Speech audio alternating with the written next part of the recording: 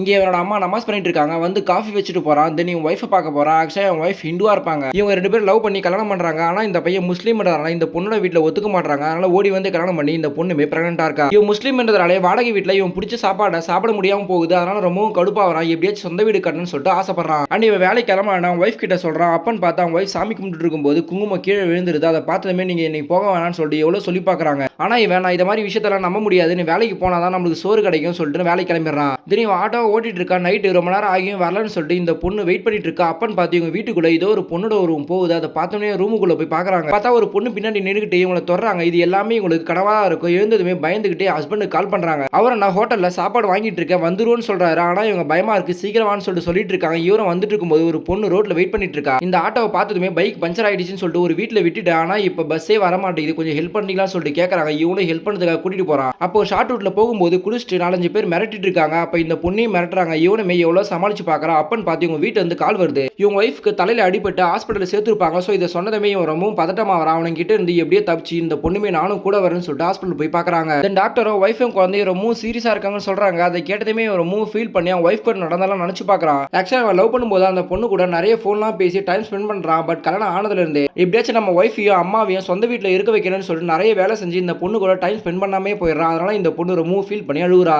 So நம்ம wifi நம்ம பாத்துக்காம விட்டுட்டோமோ இப்ப நம்மளை விட்டு பிரிஞ்சிருவான்னு சொல்லிட்டு ரொம்பவும் ஃபீல் பண்றான். அப்பன்னு பார்த்து டாக்டர் வந்து குழந்தையும் அம்மாவும் நல்லா தான் இருக்காங்கன்னு சொல்லிட்டு சொல்றாங்க. இவனும் சந்தோஷமா போய் பார்க்கறான். கூட வந்த பொண்ணு பார்க்கறா. எல்லாமே சரியாயிடுச்சு. இனிமேல் எல்லாமே நல்லாவே நடக்கும்னு சொல்லிட்டு அங்க வந்து கிளம்பிடுறாங்க. ஆனா இவங்க அந்த பொண்ணை பார்த்ததுமே நைட் இவங்களுக்கு கனவுல வந்த பொண்ணுமே இந்த பொண்ணா தான் இருப்பா. சோ அந்த கனவை பத்தி ஹஸ்பண்ட் கிட்ட சொல்லி அந்த பொண்ணை கூட்டிட்டு வாங்க நான் பார்க்கணும்னு சொல்லிட்டு சொல்றாங்க. சோ இவரும் போய் தேடி பார்க்கறாரு. அந்த பொண்ணுமே அங்க இருக்காங்க. பட் இவங்க என்னோட வீட்ல ரொம்ப நேரம் ஆயிடுச்சு தேடுவாங்க. ஒய்ஃபை நீங்க நல்லா பாத்துக்கோங்கன்னு சொல்லிட்டு கிளம்புறாங்க. அதை கேட்டதுமே தான் இவருக்கு ஃபேமிலிக்கு நம்ம முக்கியத்துவம் கொடுக்காமலே போயிட்டோம்.